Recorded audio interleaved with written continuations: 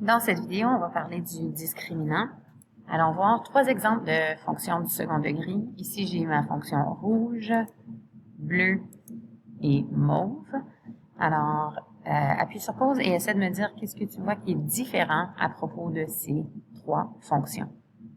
Pense et on va voir la solution. Alors, allons voir. On voit que la rouge a deux abscisses à l'origine. Alors, je sais que, comme les abscisses à l'origine, c'est la valeur de x quand y égale 0, ça voudrait dire que si je résous cette équation, je devrais trouver deux réponses.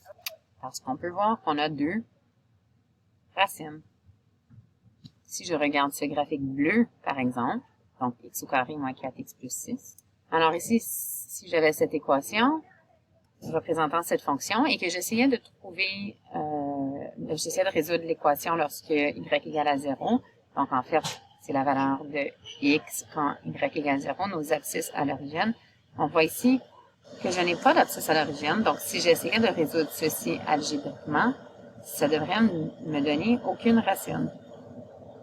Finalement, si je regarde cet exemple d'un graphique mauve, alors puisque la calculatrice graphique m'indique que j'obtiendrais une seule abscisse à l'origine, donc une seule racine, ce serait logique que si j'essayais de résoudre cette équation algébriquement, j'obtiendrais une seule réponse. Alors on se souvient que quand j'ai une équation sous cette forme, c'est comme si j'essayais d'aller trouver les abscisses à l'origine de f de x, et je pourrais faire ça en utilisant la formule quadratique. Alors faisons-le pour notre première fonction, y égale x au carré plus 3x moins 6.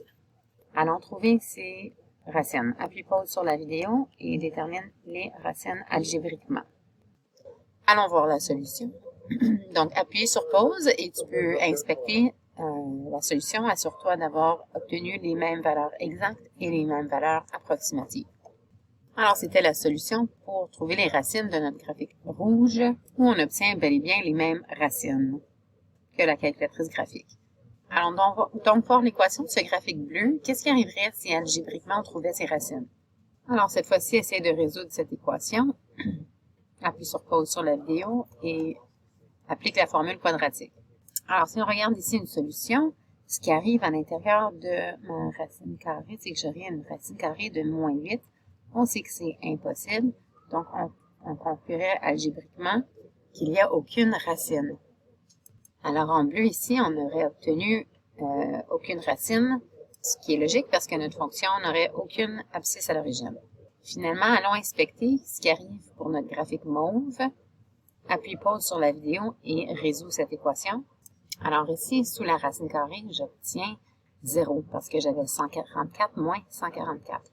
Donc, quand j'arrive à 12 plus ou moins 0, en fait, ça me donne juste 12 et j'ai donc une seule solution pour x. Ce qui coïncide avec ce que Desmos me dit, puisqu'on a seulement un abscisse à l'origine, qui se trouve au point 6, 0. Alors, emboîté en mauve, nous voyons ce qui se passait pour notre troisième graphique. Alors, nous avions trois situations. La situation où j'avais deux racines, la situation où je n'avais aucune racine pour mon graphique en bleu, et la situation où j'avais une seule racine, ou abscisse à l'origine. Essayez de déterminer en regardant ce qui est à l'écran comment est-ce qu'on pourrait savoir, sans nécessairement aller faire tout ce travail, juste à partir de nos équations du départ, en faisant une seule opération, comment est-ce que je pourrais savoir si j'ai deux racines, une racine ou aucune racine. Appuie pause et réfléchis. Alors, j'espère que tu auras constaté que où est-ce qu'on a vraiment quelque chose de différent, c'est sous la racine carrée. Donc ici, j'avais 33. Ici, j'avais moins 8 et ici, j'avais 0. Donc, ce qu'il y a sous la racine carrée, à partir de la formule quadratique, c'est b au carré moins 4ac. C'est ce qu'on appelle le discriminant. Parfois, on utilise le symbole delta pour représenter le discriminant. Alors, c'est vraiment juste ce qui se trouve sous la racine carrée dans la formule quadratique et on appelle ça le discriminant. Alors, comme pour notre graphique rouge, quand j'avais un discriminant positif, donc si le discriminant est plus grand que 0, ça veut dire qu'on a deux racines. Parce que algébriquement, ici dans la boîte rouge, on voit qu'on obtiendra deux branches pour trouver x. Si le discriminant est négatif, donc si delta ou le discriminant est plus petit que 0, ça veut dire qu'on n'aura aucune racine. Comme on a vu ici, sous la racine carrée, c'était négatif, donc algébriquement, ce n'est pas logique, on n'a aucune solution.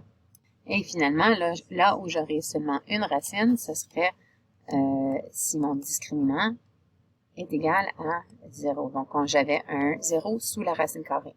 Donc, dans ce cas-là, j'aurais une seule racine. Alors, si je voulais savoir combien de racines peut générer une équation, je n'ai pas besoin d'évaluer au complet la formule quadratique, mais je peux tout simplement aller regarder le discriminant, donc b au carré moins 4ac, pour savoir combien de solutions j'obtiendrai.